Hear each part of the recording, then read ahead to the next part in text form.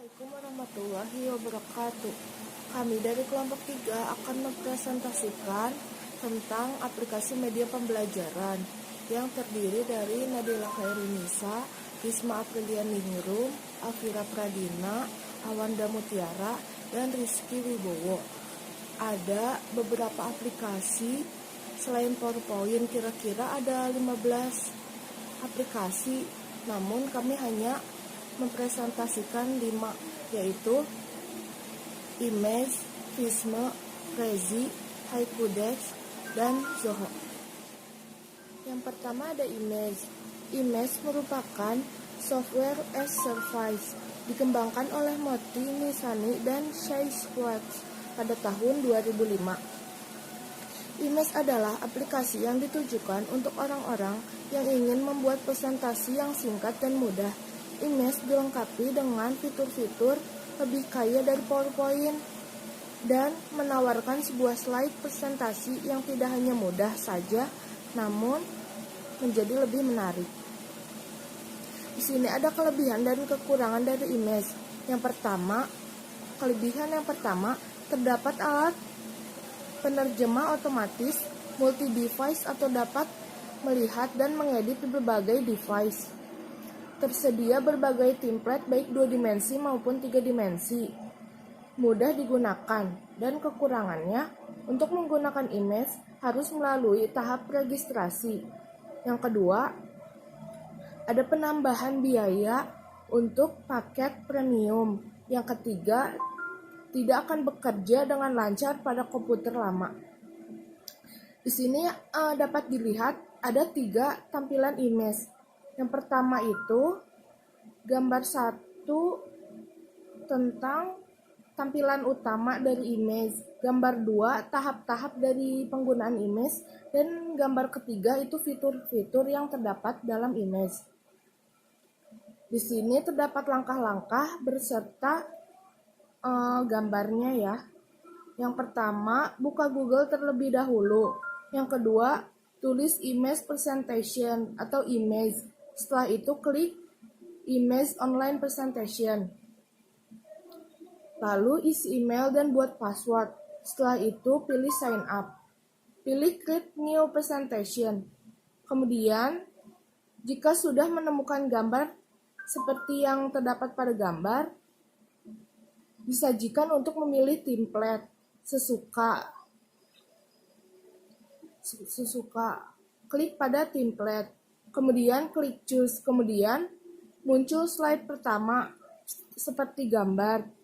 Dapat mengubah tulisan pada slide sesuai dengan materi yang akan dipresentasikan. Jika ingin menambah slide, klik pada sisi pojok kiri, yaitu tanda plus. Tentukan slide yang ingin kamu pilih karena banyak motif. Jika ingin memasukkan gambar, klik pada gambar atau image, terus pilih Browse from Computer atau from Link. Kemudian, jika ingin memasukkan video atau audio, MP3, MP4, dan lain-lain, klik Media, terus pilih Select a Video or Audio, klik Browse. Kemudian, jika sudah selesai membuat presentasi, klik Save. Warahmatullahi wabarakatuh. Nama saya Wanda Mutiara Nur Karimah, NPM 03717122. Saya sendiri akan mempresentasikan tentang aplikasi media pembelajaran bernama HiQdex. HiQdex ini aplikasi termudah dan tercepat, cuman kesulitannya perbayar ya. Nah, di sini kita bisa disebutnya Instagram or off-page desk, di mana dinobatkan salah satunya dari 50 situs teratas oleh Time Magazine. Dan di sini ada beberapa kelebihan dan kekurangan dalam aplikasi ini. Nah, di sini ada kelebihan-kelebihan pada aplikasi ini. Salah satunya membuat tampilan yang sempurna dengan memilih dari berbagai tema yang indah. Kemudian di sini ada memilih latar belakang yang sempurna untuk kata-kata atau kalimat-kalimat dari jutaan foto yang berkualitas tinggi dengan lisensi bebas Creative Commons.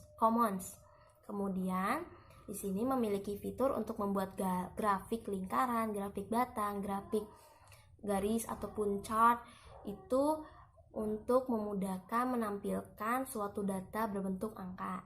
Kemudian di sini juga dapat diekspor menjadi file PowerPoint, PDF ataupun Keynote. Di sini juga kita bisa menayangkan file tersebut dalam bentuk iPad, proyektor, smartphone atau sumber-sumber jenis browser lainnya. Nah, kita juga bisa mengontrol siapa saja yang melihat aplikasi atau file yang telah kita buat di media sosial. Nah, di sini juga ada kekurangan pada aplikasi ini, di mana ada 2 yang saya ketahui sendiri. Salah satunya, kita tidak bisa mengubah ukuran font dalam pembuatan presentasi slide ini. Kemudian di sini juga kita nggak bisa mengunduh secara bebas, kita harus berbayar dulu, kita harus mendaftar ulang, harus memiliki aplikasi tersebut dengan login Facebook, Twitter ataupun email kita sendiri ya. Haikudes. Bisa kita lihat ini profil awalnya seperti ini, lambangnya, simbolnya, pembuatannya. Kemudian di sini kita memulai membuka internet, kemudian mengetik Haikudes, muncullah profil seperti ini dengan tanda panah ini untuk membuat slide baru. Kemudian tanda panah kanan kiri ini kita dapat bebas menampilkan slide ini dari ke kanan, dari kiri ke kiri. Dan di sini juga ada tanda panah X di mana kita bisa menghapus file tersebut.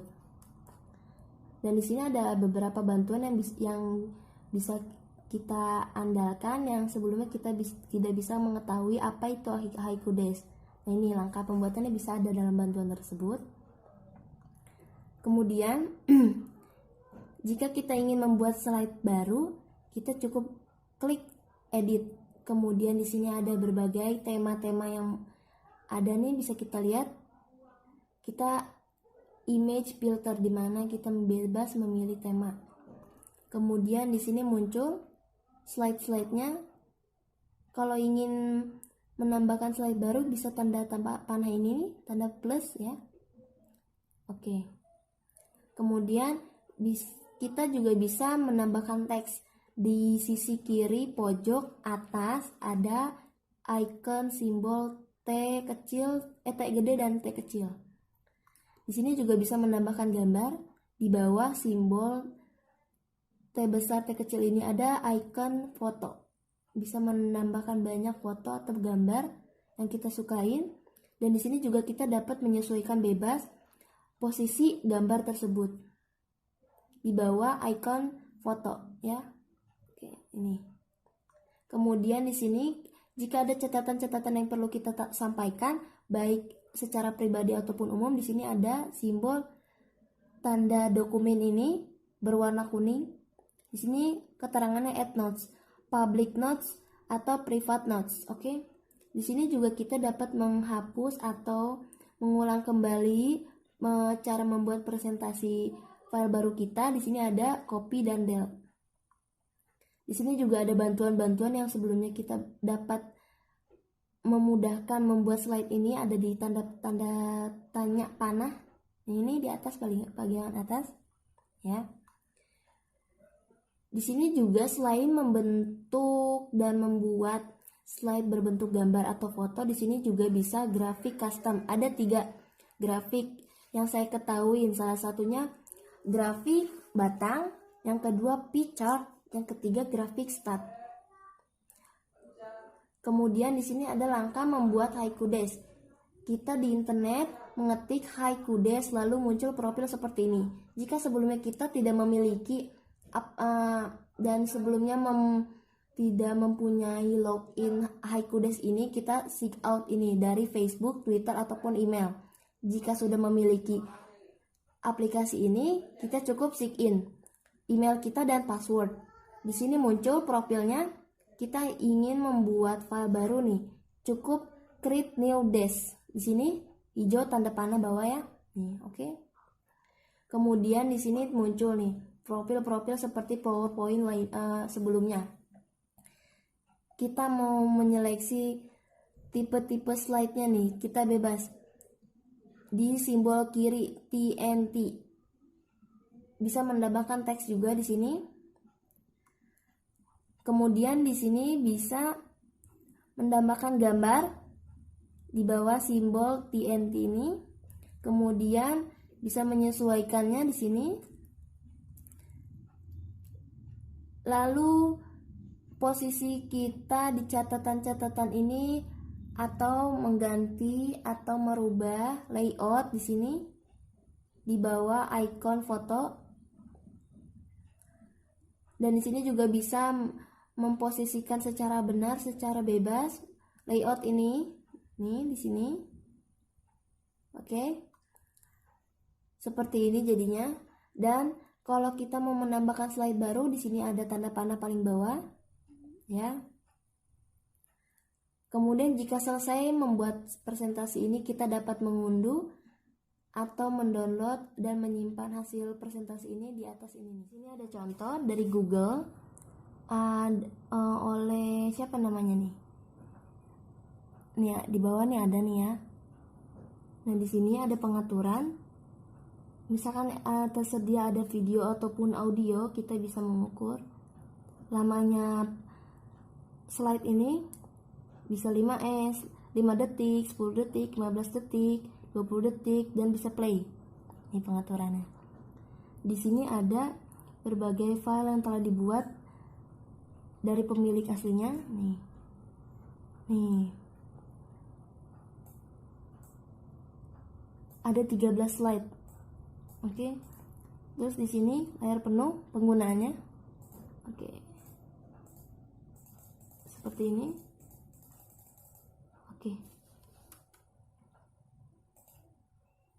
Oke, seperti ini. Sorry. Dan kita cukup membayar aplikasi ini.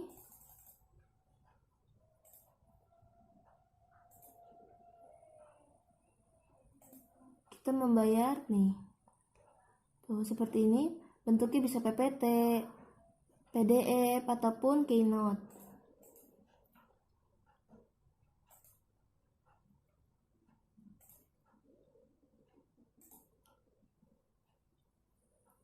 Nih seperti ini ya. Oke.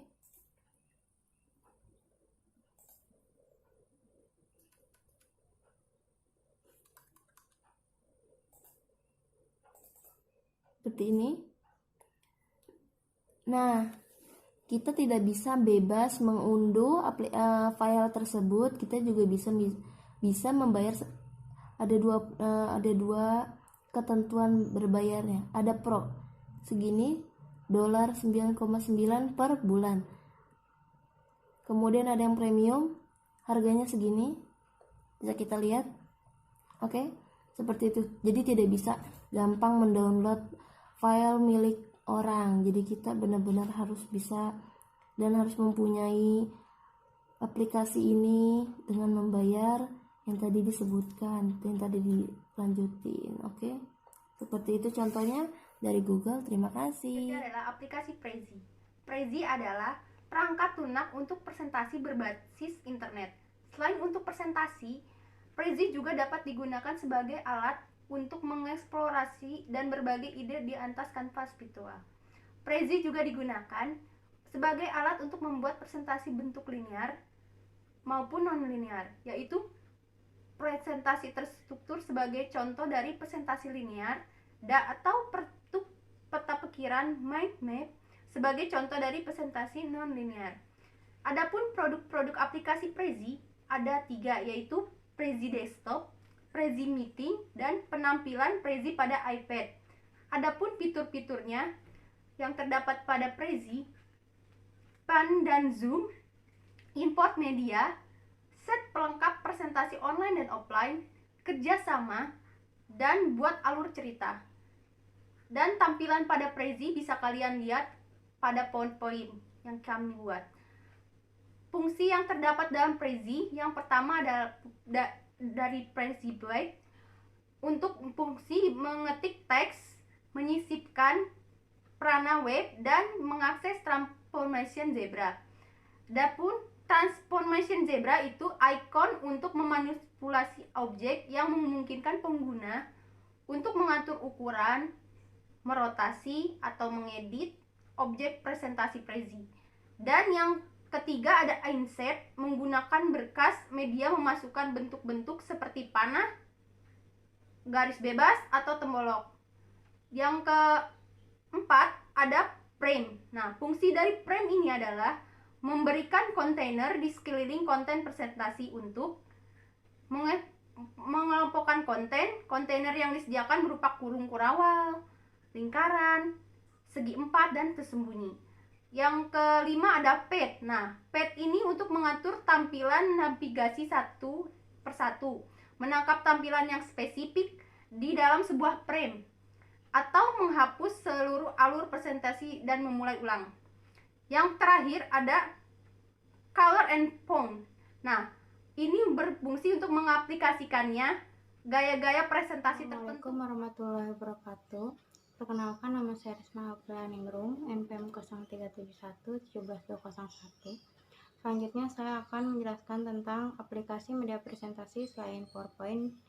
Selanjutnya yaitu Visme. Visme adalah salah satu jenis baru tidak ada keterampilan teknologi atau desain yang diperlukan. Alat pembuatan konten yang telah mengambil alih dunia online oleh badai. Dari gambar hingga infografis, e-book, dan video, alat berbasis web ini menggunakan template yang dirancang sebelumnya, bersama dengan fungsi seret dan jatuhkan untuk memungkinkan Anda membuat seluruh host konten yang menarik. Nah, Visme memungkinkan pengguna untuk membuat presentasi yang profesional, juga mengembangkan infografis secara online. Software yang satu ini sangat mudah digunakan dan dilengkapi lebih dari 1000 template, serta grafik. Visme termasuk ke dalam software yang relatif baru dan sebenarnya lebih diarahkan pada pembuatan infografis daripada presentasi. Walaupun begitu, Visme tetap menjadi pilihan yang tepat bagi pembuatan presentasi. Visme memiliki banyak opsi yang dirancang untuk memudahkan pengguna ke dalam pembuatan presentasi, seperti edit teks, tambahan animasi, berbagai macam template, dan icon-icon penting. Aplikasi ini memiliki serangkaian gambar yang dapat dimasukkan ke dalam presentasi. Pengguna juga dapat menyesuaikan animasi mana yang cocok untuk presentasi. Visme menawarkan opsi untuk membuat konten visual.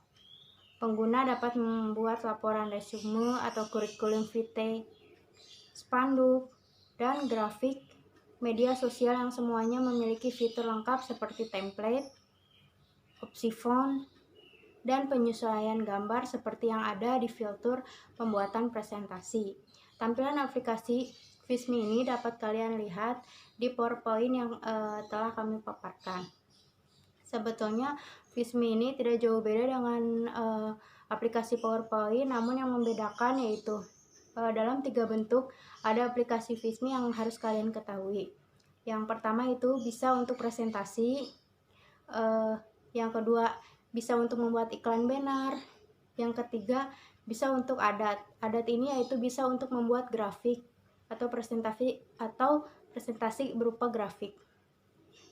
Langkah penggunaan Visme, yang pertama yaitu buat proyek custom, yang kedua pilih latar belakang, yang ketiga masukkan elemen, 4 tambahkan gambar,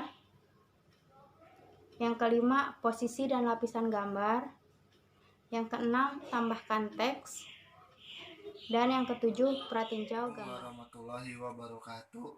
Perkenalkan, nama saya Rizky Bo Pambudi dari kelas 6E NPM 0371 17135. Di sini saya akan menjelaskan tentang Zoho Corporation. Zoho diluncurkan pertama kali pada tahun 2005, yang mana didirikan resmi oleh AdventNet Inc. Amerika Serikat dengan pengolahan kata berbasiskan pada web untuk produk tambahan seperti presentasi, spreadsheet, dan dimasukkan ke dalam Zoho. Sedangkan Johor sendiri merupakan software sebagian service, disebut juga sebagai cloud computing application. Untuk utilitas perangkat lunaknya di host pada server remote atau tidak komputer pribadi seseorang. Pengguna hanya tinggal mengakses utilitas tersebut melalui web browser. Dilarang, saya akan menjelaskan macam-macam Johor. Yang pertama itu ada Johor Word. Johor Word ini adalah pengolah kata yang mendukung kolaborasi simultan antara pengguna yang satu dengan yang lain seperti format umum, yaitu Microsoft Word atau disebut juga file dengan doc. Johor Sheet yang kedua adalah intelijen basis online dan juga dapat aplikasi yang pelaporan di suite dengan drag kuat dan antarmuka drop, maka sudah dapat membuat pivot, ringkasan dan lain-lain. Yang ketiga ada Johor Presentasi. Program ini digunakan untuk presentasi online, yang dimana seorang yang mengadakan presentasi bisa mengirim file berupa PowerPoint kepada yang lainnya. Yang keempat ada Johor Project. Johor Project ini berfungsi untuk membuat tugas-tugas laporan dan file standarnya, mendukung untuk versi manajemen proyek package. Yang kelima ada Johor CRM.